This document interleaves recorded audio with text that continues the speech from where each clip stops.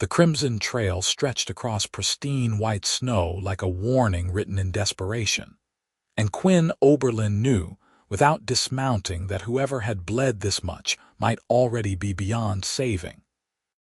He pulled his mare to a halt on the narrow mountain pass outside Eureka Springs, Arkansas, his breath forming clouds in the frigid January air of 1879.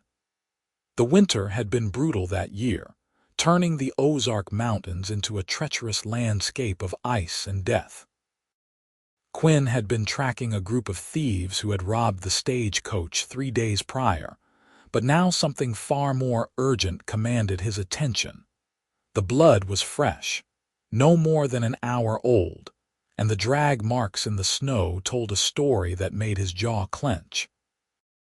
Someone had been shot, then dragged off the main trail and left to die in the wilderness. The thieves he had been pursuing were ruthless, but this level of cruelty spoke of something darker. Quinn urged his horse forward, following the crimson path as it wound between frozen pines and bare oaks. His hand instinctively moved to the Colt revolver at his hip, though he suspected the perpetrators were long gone. When he found her, she was barely conscious, her body curled against the base of a massive oak tree as if seeking shelter from the biting wind. Her dark hair was matted with blood, and her pale face had taken on a bluish tint that spoke of how close she was to freezing to death. The bullet wound in her side had soaked through her torn dress, and her hands were scraped raw where she had tried to crawl before collapsing. Quinn was off his horse in an instant, his heart pounding with an urgency he had not felt since the war ended 14 years ago. "Madam, can you hear me?" He knelt beside her, his hands already working to assess her injuries. Her eyelids fluttered, revealing eyes the color of storm clouds, confused and filled with pain. She tried to speak, but only a weak gasp escaped her lips. Quinn shrugged off his heavy coat and wrapped it around her shivering frame, knowing he had minutes at most to get her warm and stop the bleeding, or she would die here in this frozen wasteland. He lifted her carefully, feeling how light she was, how fragile she seemed in his arms. She whimpered as he moved her, and he murmured reassurances he was not sure she could hear. His horse stood steady as he managed to get into the saddle with her cradled against his chest, and then they were moving, racing against time and the merciless cold. His cabin was only 2 miles away, but it felt like an eternity as he felt her body growing colder against him. The cabin appeared through the trees like salvation, a sturdy structure he had built himself after coming to Arkansas to escape the ghosts of Virginia. Quinn kicked the door open and carried her straight to his bed, laying her down as gently as his urgency allowed. The fire in the hearth had burned low, and he quickly stoked it back to life before turning his attention to her wounds.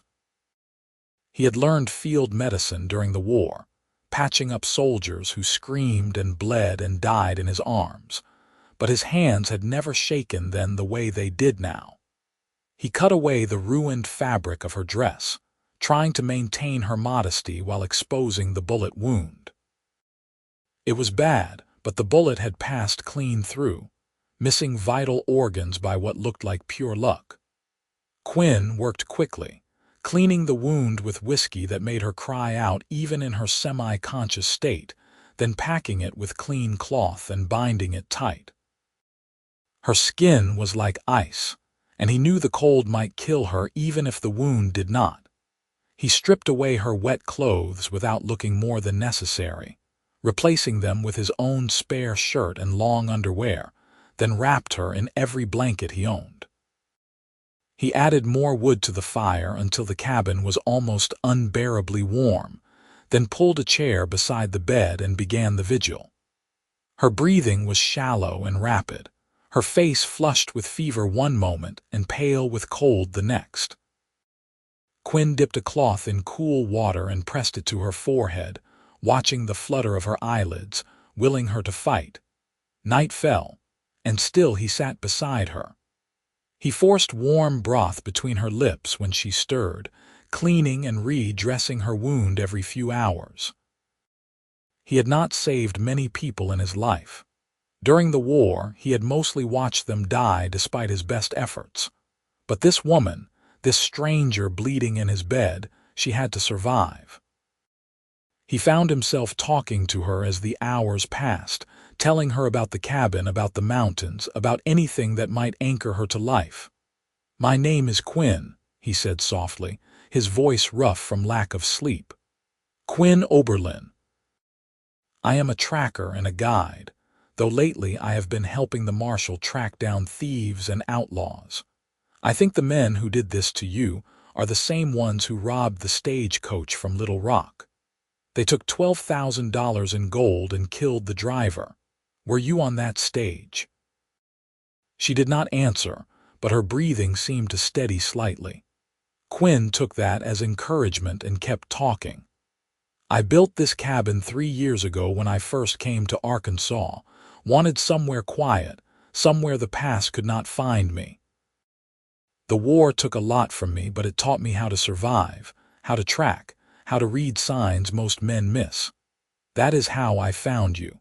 Your blood trail was impossible to miss, but I think you knew that.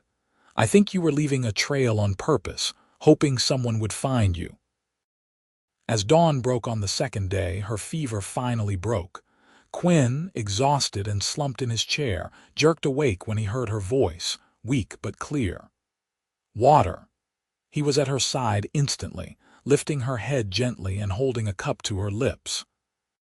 She drank greedily, then fell back against the pillow, her gray eyes focusing on him for the first time with real awareness. "You saved me," she whispered. "I found you," Quinn corrected, sitting back down. "You did the hard part of staying alive until I got there." She tried to sit up, then gasped in pain and fell back. Her hand moved to her bandaged side and tears welled in her eyes. "They shot me. Those men, they shot me and took everything." "The stagecoach robbery," Quinn said. "Were you a passenger?" She shook her head weakly. "I was traveling to Eureka Springs to meet my brother. He is a doctor there. The stage was attacked near White River, and they killed the driver before any of us could react. There were 4 of them, masked and armed. They took the strongbox and searched all the passengers. One of them found my mother's locket, the only thing I had left of her. When I tried to fight him for it, he laughed and shot me. Then they dragged me into the snow and left me there. I heard one of them say to let the cold finish me off." Anger burned hot in Quinn's chest, but he kept his voice calm. "What is your name?" "Felicity," she said. "Felicity Zimmerman. I am from St. Louis originally. My brother Daniel, he sent me money for passage after our father died last year. I was supposed to arrive 3 days ago. He must think I am dead. I will get word to him as soon as the weather clears," Quinn promised. "Right now, you need to rest and heal. That wound could still turn bad if we are not careful." Felicity's eyes filled with tears again, but this time they seemed to be tears of relief rather than pain. "Thank you. I do not even know you, and you saved my life. Why would you do that?" Quinn was quiet for a moment, studying her pale face framed by tangled dark hair. There was something about her, a strength in her eyes despite her weakness, a determination that had kept her alive when most would have given up. "Because it was the right thing to do," he said finally, "and because no one deserves to die alone in the snow." Over the following days, Felicity grew stronger under Quinn's careful attention. He cooked simple meals of venison stew and biscuits, helped her sit up when she was ready, changed her bandages with a gentle efficiency that spoke of experience. She learned that he was 29 years old, a veteran of the war who had fought for the Confederacy, despite having moral qualms about slavery. He had grown up on a small farm in Virginia, the youngest of 3 brothers, and had come west after the war because he could not bear to stay in a place filled with so many painful memories.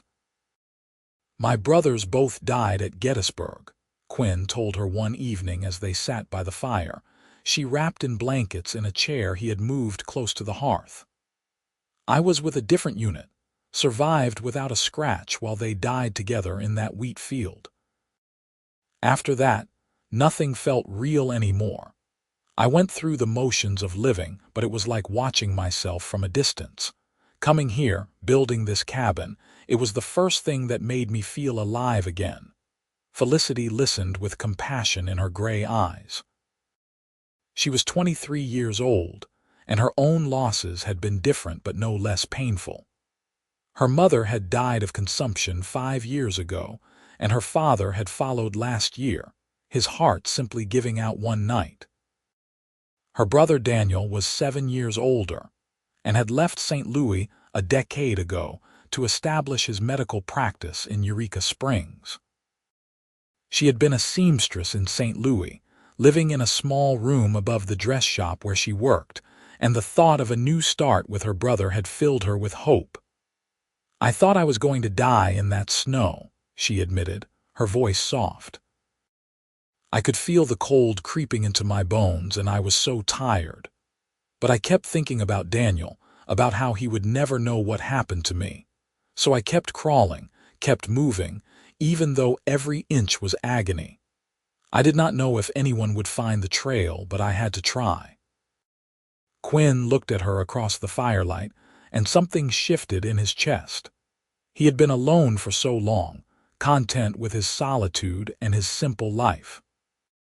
But having Felicity in his cabin, caring for her, talking with her through the long winter nights, it awoke something he thought had died with his brothers on that bloody field. She was beautiful, even pale and healing from her wounds, but it was more than that.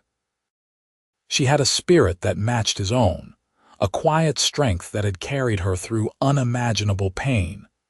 As the days turned into a week, then too, their conversations grew deeper and more personal. Felicity proved to have a sharp wit that made Quinn laugh, something he had not done genuinely in years. She told him about her dreams of opening her own dress shop someday, of creating beautiful things with her hands. He shared his love of the wilderness, the way tracking made him feel connected to something primal and true. They discovered a shared love of books, and Quinn pulled down the battered volumes he kept on a shelf, reading to her by firelight. "You have a good voice for reading," Felicity said one night, smiling as he finished a chapter from a collection of poems. "Steady and sure, it makes the words come alive." Quinn felt heat rise in his face, unused to such compliments. "My mother used to read to us every night when we were boys. I suppose I learned from her." "Tell me about her," Felicity urged, and he found himself sharing memories he had locked away for years. His mother's gentle hands and fierce love, the way she had tried to hold their family together when his father drank too much, the letters she had written him during the war that kept him tethered to hope. She had died 2 years after the war ended, and Quinn had not made it home in time to say goodbye. Felicity reached out and took his hand, her touch light but filled with understanding. "I think she would be proud of the man you became. I think she would be glad you saved my life." Their hands remained clasped, and Quinn felt his heart beat faster. He had not allowed himself to feel anything for a woman since before the war, convinced that he had nothing to offer except his damaged self. But Felicity looked at him like he was someone worth knowing, someone who mattered. It terrified and exhilarated him in equal measure.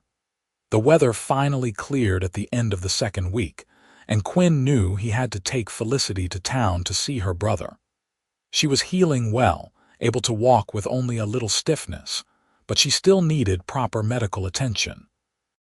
He saddled his horse and helped her mount, then climbed up behind her.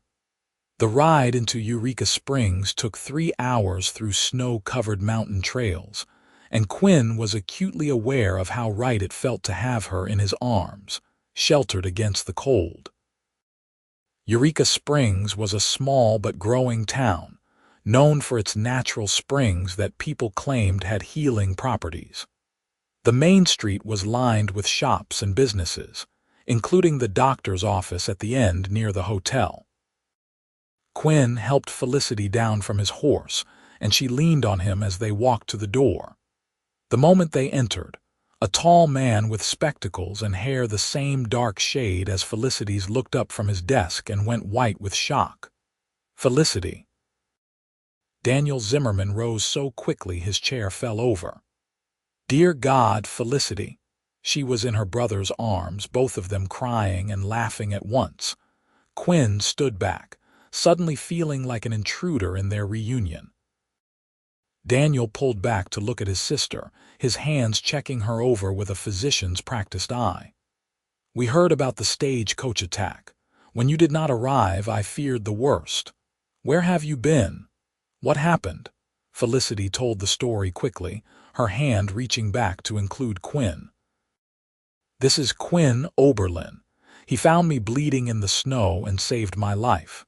Daniel, I would be dead if not for him." Daniel turned to Quinn with tears still streaming down his face, grasping his hand with both of his own. "I do not have words sufficient to thank you. My sister is all the family I have left in this world. You have given me everything." Quinn felt uncomfortable with such gratitude, shaking his head. "Anyone would have done the same." "No," Daniel said firmly. "Most would have kept riding or arrived too late. You saved her, and I am forever in your debt."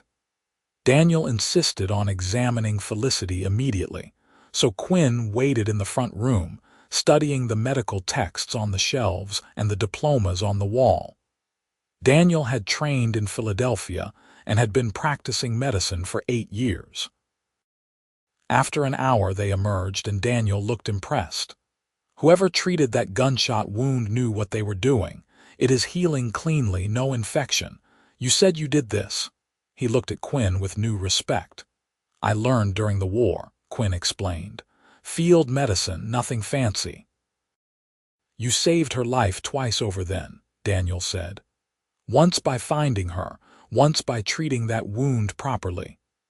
Daniel insisted they stay for dinner at his home, a neat house behind the office where he lived alone. As they ate, he explained that the marshal and a posse had been searching for the thieves but had lost their trail in the mountains. "They are dangerous men," Daniel warned.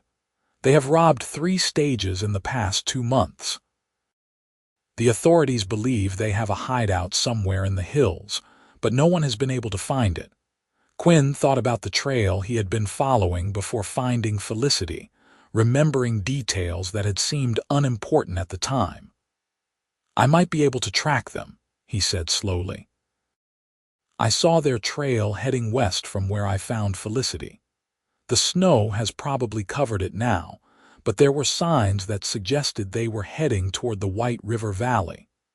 The marshal would pay handsomely for information leading to their capture," Daniel said. "That gold they stole belonged to the bank. There is a $500 reward." But Quinn was not thinking about the reward. He was thinking about the man who had shot Felicity and laughed as he left her to die. He was thinking about justice and retribution, about how some wrongs needed to be set right. "I will talk to the marshal in the morning," he decided. Felicity had been quiet during this exchange, but now she spoke up, her voice worried. "Those men are killers, Quinn. I do not want you putting yourself in danger because of me." He met her eyes across the table, and something passed between them that made Daniel look away with a knowing smile. "They need to be stopped," Quinn said gently. "Not just for you, but for everyone else they might hurt." After dinner, Daniel suggested Felicity stay with him while she continued to recover, and of course that made perfect sense. But as Quinn prepared to leave, walking toward the door, Felicity caught his arm. "Will I see you again?" she asked, and there was something vulnerable in her voice that made his heart ache. "Yes," he promised. "I will come back." The next morning, Quinn met with Marshal Henry Crawford, a grizzled man in his 50s who had been keeping law in Eureka Springs for a decade. Quinn laid out what he knew, and the marshal listened carefully. "I could use a good tracker," Crawford admitted. "My deputy is young and eager but does not know the mountains like someone who lives in them. If you are willing, I will deputize you temporarily. We need to catch these men before they kill again." Quinn agreed, and by afternoon he was riding out with the marshal and 2 deputies, following the faint traces he remembered from 2 weeks ago. The snow had covered much, but Quinn read the landscape like a book, noting broken branches and disturbed earth that others would miss. They tracked west for 2 days, camping in the cold and pushing forward at first light. On the 3rd day, Quinn found what he was looking for. A narrow canyon with a crude cabin tucked against the rock face, smoke rising from its chimney. They waited for nightfall, then moved in quietly. The thieves were overconfident, believing themselves safe in their hideout. The marshal and his men took 3 of them without a shot fired, but the 4th, the one Quinn recognized from Felicity's description as having a scar across his left cheek, tried to run. Quinn chased him into the snowy woods, tackling him to the ground. They fought briefly, but Quinn had trained in hand-to-hand combat during the war, and the thief was no match for him. "You shot a woman and left her to die," Quinn said, his voice cold as he pinned the man down. "Her name is Felicity Zimmerman, and she survived to tell about it." The thief's eyes went wide with recognition, then fear. "It was just business," he stammered. "She should not have fought back." Quinn had to resist the urge to make the man pay right there in the snow. Instead, he hauled him back to the marshal, who shackled him with the others. They found the stolen gold buried in the cabin's dirt floor, along with other items taken from passengers, including a silver locket that made Quinn's chest tighten. Felicity's locket, the one her mother had worn. The ride back to Eureka Springs took another 2 days, and Quinn delivered the prisoners to the town's small jail while the marshal counted the recovered gold. The reward money was pressed into Quinn's hands despite his protests. "You earned this twice over," Crawford said firmly. "And if you ever want steady work, I could use a deputy who knows what he is doing." Quinn took the money and the locket and headed straight for Daniel's house. It was evening and golden light spilled from the windows. Felicity answered his knock, her face lighting up when she saw him. "You are back. Daniel said you had gone after the thieves. Are you hurt?" "I am fine," he assured her, stepping inside. "We caught all 4 of them. They will hang for murder and robbery, and I brought you something." He placed the locket in her hand, and Felicity gasped, tears immediately springing to her eyes. "My mother's locket. Oh, Quinn." She opened it to reveal the tiny portraits inside, her parents young and smiling.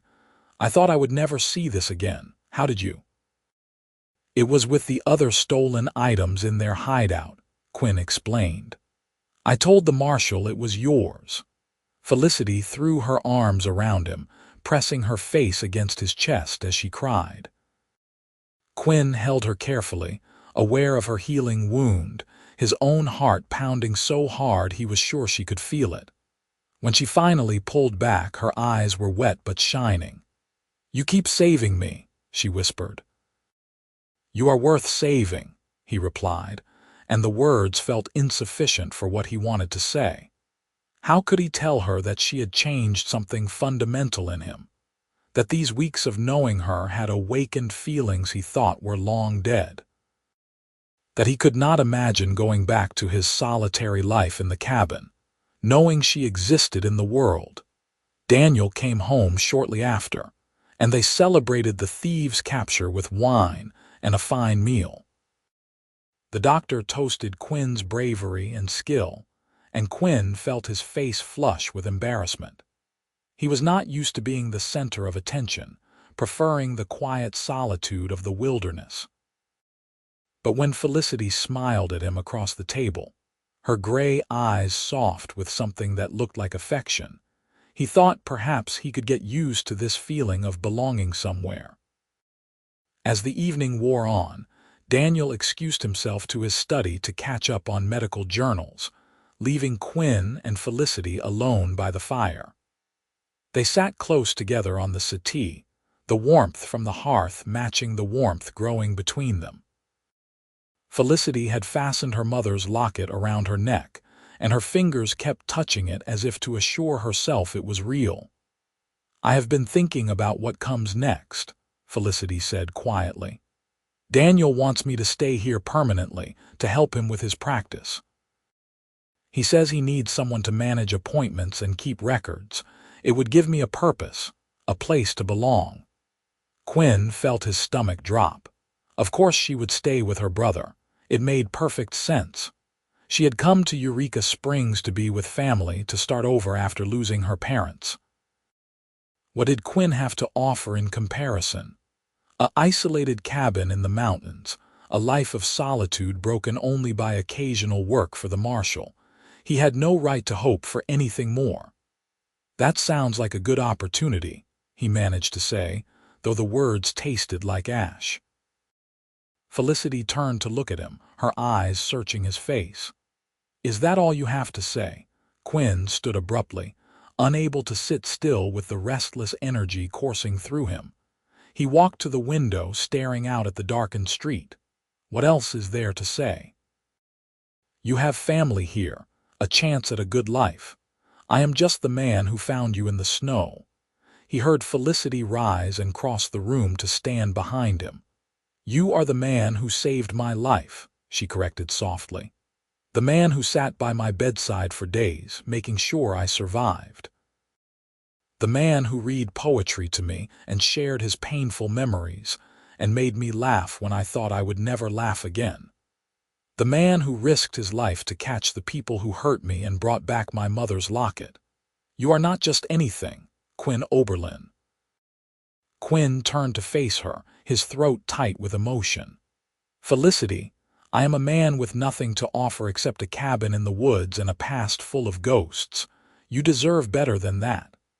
"Do not presume to tell me what I deserve," Felicity said, and there was steel in her voice now. "I am a grown woman who has survived more than most people face in a lifetime. I know my own mind, and I know what I feel." "What do you feel?" The question came out barely above a whisper. Felicity stepped closer, so close he could see the flecks of silver in her gray eyes.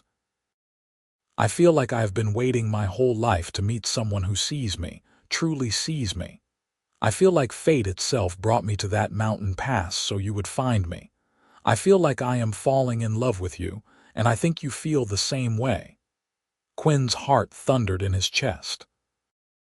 He wanted to deny it, to protect them both from the vulnerability of confession, but he could not lie to her. "I do," he admitted. "God help me, Felicity, I have felt it since the moment I lifted you from that snow. I thought I was broken, that the war had destroyed whatever part of me was capable of loving someone. But you proved me wrong. You walked into my life bleeding and dying, and somehow you brought me back to life too." The distance between them disappeared as Quinn pulled her into his arms, and their first kiss was tender and desperate all at once. Months of longing compressed into a single perfect moment. Felicity's hands came up to frame his face, and Quinn held her like she was something precious and fragile, even though he now knew she was anything but fragile. She was strong and brave and beautiful, and somehow, impossibly, she was his. When they finally broke apart, both breathing hard, Felicity rested her forehead against his. "So what do we do now?" she asked. "I do not know," Quinn admitted. "I never planned for this. I never thought I would feel this way about anyone." "Well, I have a thought," Felicity said, a smile playing at her lips. "What if I take Daniel's offer to work for him, and what if you take the marshal's offer to be a deputy? We could both stay in Eureka Springs, and perhaps in time, if you wanted, I could come see that cabin of yours. Maybe we could figure out what comes next together." Hope bloomed bright in Quinn's chest. "You would want that. You would want to be with me, even knowing what I am." "I know exactly what you are," Felicity said firmly. "You are a good man who has seen terrible things and survived them. You are someone who saves people, who tracks down killers, who reads poetry by firelight. You are the man I love, Quinn, and I am not letting you disappear back into those mountains alone."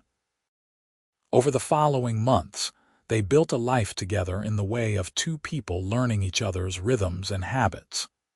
Quinn took the position as deputy marshal, finding that he enjoyed the structure and purpose it gave his days.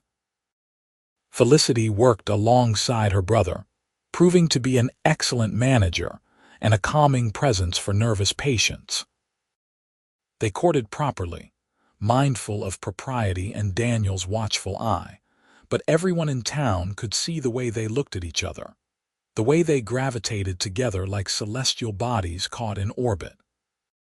Quinn brought Felicity to his cabin in the spring, when wildflowers carpeted the mountain meadows, and the air smelled of pine and possibility. She walked through the small space he had built with his own hands, touching the furniture, examining the books, standing at the window to look out at the spectacular view of the valley below.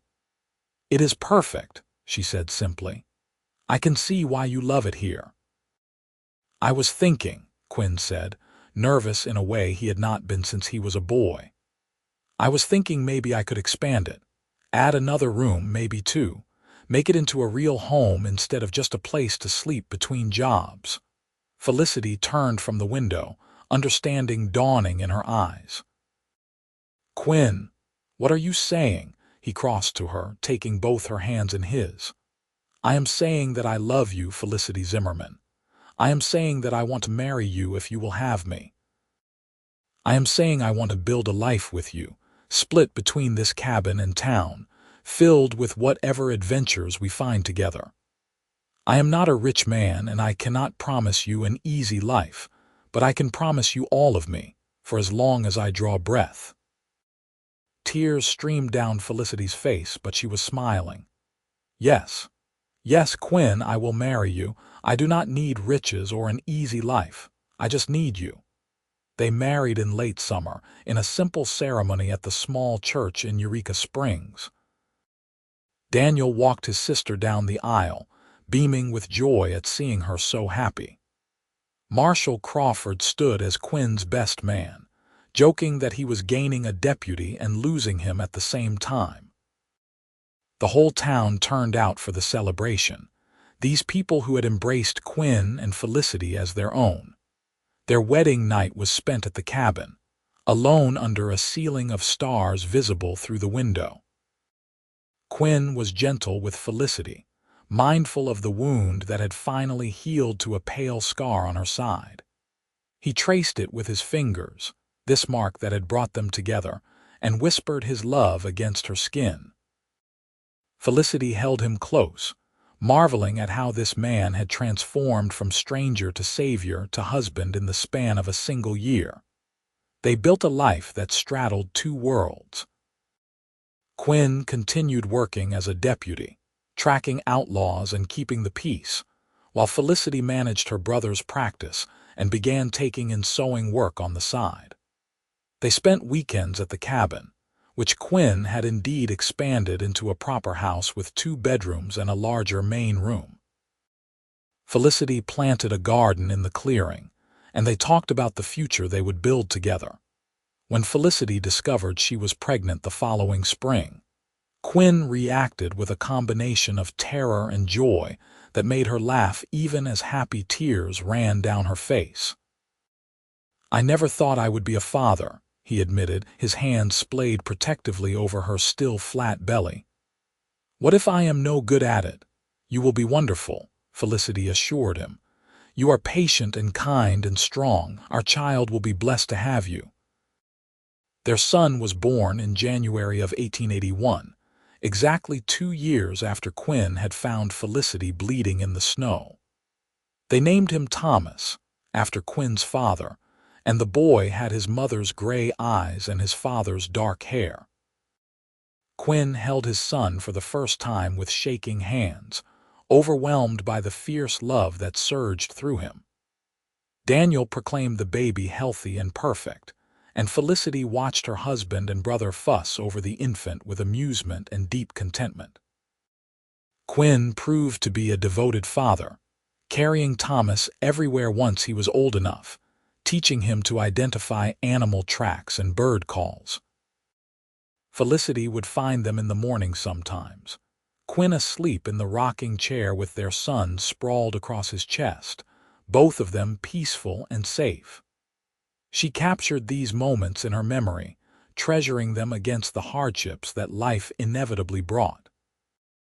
When Thomas was 2, they had a daughter, Emma, who inherited her mother's fierce spirit and her father's stubbornness. The cabin rang with the sounds of children laughing and crying, and Quinn expanded it again to accommodate their growing family. He had left his position as deputy by then, instead working as a guide for travelers, and occasionally tracking for the marshal when needed. Felicity had opened a small dressmaking shop in town, her skilled fingers creating beautiful garments for the women of Eureka Springs and beyond. The years unfolded like the pages of a beloved book, each chapter bringing new joys and challenges. Thomas grew tall and serious, fascinated by his father's tracking skills and his Uncle Daniel's medical knowledge. Emma was a whirlwind of energy and curiosity, equally comfortable in the wilderness or town, charming everyone she met. Quinn and Felicity raised them with love and discipline, teaching them to work hard and treat others with kindness. Sometimes, on quiet evenings when the children were asleep, Quinn and Felicity would sit by the fire in their cabin, and she would touch the scar on her side. "Do you ever think about that day?" she would ask. "About what would have happened if you had not been tracking those thieves?" "Every day," Quinn would reply, pulling her close. "I think about how close I came to losing you before I ever knew you, how different my life would be if I had taken a different trail or decided to turn back." "Fate," Felicity would say with certainty. "It was always meant to be you who found me. You were always meant to save me, and I was always meant to save you right back." And Quinn would have to agree, because the broken man who had lived alone in these mountains was gone, replaced by someone whole and happy. Felicity had not just survived being left to die in the snow, she had thrived, building a life of purpose and love. Together they had created something neither could have imagined alone: a family, a home, a future bright with promise. When Thomas turned 18, he announced his intention to study medicine with his Uncle Daniel, wanting to help people the way his father did but with knowledge instead of tracking skills. Emma, at 16, had already shown an aptitude for business and was helping her mother expand the dress shop into a successful enterprise. Quinn and Felicity watched their children grow into remarkable adults with pride that knew no bounds. On a winter day in 1899, Quinn and Felicity stood together in the snow outside their cabin, watching the sun set over the mountains. They were older now. Quinn's hair shot through with silver and Felicity's face lined with the evidence of years spent laughing. But when they looked at each other, they saw the same people who had fallen in love 20 years earlier. The wounded woman in the snow, the lonely cowboy who saved her. "You have any regrets?" Felicity asked, leaning into her husband's warmth. Quinn was quiet for a long moment, thinking about the war and his lost brothers, the years of isolation and pain. Then he looked down at his wife, this woman who had transformed his entire existence, and shook his head. "Not a single one. Everything I endured, everything I survived, it brought me to that mountain pass on that specific day. It brought me to you." Felicity smiled and touched the locket she still wore every day, the one Quinn had recovered for her all those years ago. Inside were no longer the portraits of her parents, but tiny photographs of Thomas and Emma as babies. "I used to wonder why I survived that shooting," she said softly. "Why I kept crawling through the snow when it would have been so much easier to just stop. Now I know. I survived for this. For you, for our children, for this life we built together." Quinn kissed her then, there in the falling snow that no longer held any terror for either of them. It was just frozen water, just weather, just the backdrop for a love story that had begun in blood and cold but had blossomed into warmth and joy. They had both been broken once, but they had healed each other, piece by piece, scar by scar, until they were whole. Inside the cabin, a fire crackled in the hearth that Quinn had built with his own hands. Thomas and Emma would arrive tomorrow with their own families, grandchildren who would fill the house with noise and laughter. Daniel would come too, older but still practicing medicine, still grateful to the cowboy who had saved his sister's life. They would gather around the table Quinn had made, eat food Felicity had prepared, and share stories and love. But for now, in this perfect moment, it was just Quinn and Felicity, the cowboy and the woman he had found bleeding in the snow. They had been given a second chance at life, and they had seized it with both hands, building something beautiful from the ashes of tragedy. Their love story would be told for generations, passed down through the family they had created, the tale of how death had brought them together, but love had kept them that way. As they walked back into their cabin, Quinn paused to look back at the snow-covered trail where he had once tracked a blood path that changed his life. No crimson marked the white surface now, only their footprints side by side, walking into warmth and light together. It was the perfect metaphor for their marriage. Two people who had found each other in darkness and had chosen, every day since, to walk toward the light together. The door closed behind them, shutting out the cold, and inside there was only warmth and love and the life they had built.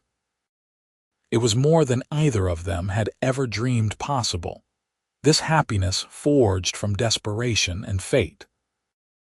And as they sat together by the fire, Felicity's head on Quinn's shoulder and his arm around her waist, they both knew with absolute certainty that they would choose each other again and again, in this life and whatever came after. They had been tested by blood and snow and time, and they had emerged victorious, their love stronger than any force that had tried to destroy it. This was their story, their legacy, their triumph. The cowboy who saved a dying woman and found salvation in return, and the woman who survived against impossible odds and brought a broken man back to life. Together they had turned tragedy into triumph, pain into purpose, and loneliness into love that would endure long after they were gone. And in the end, that was everything that mattered.